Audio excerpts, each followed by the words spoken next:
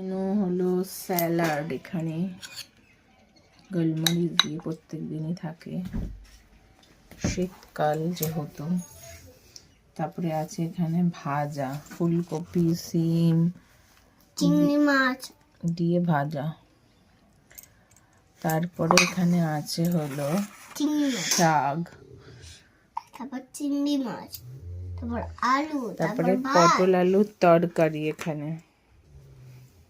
তারপরে আছে এখানে ডাল, তারপরে এখানে আছে ভাত, তারপরে আছে হলো আমাদের সব থেকে টেস্টি চিংড়ি মাছ, মালাইকারি মতো একটু হালকা টাচ দিয়েছি। আমি অনেক কিছু দিই, সেম সেম কিছু করি না। তুমি তো কি এই সাদা হলো, ভাত দিয়েছো? সাদা ভাত দাওনি? আমি চিংড়ি মাছ দিয়ে খাবো।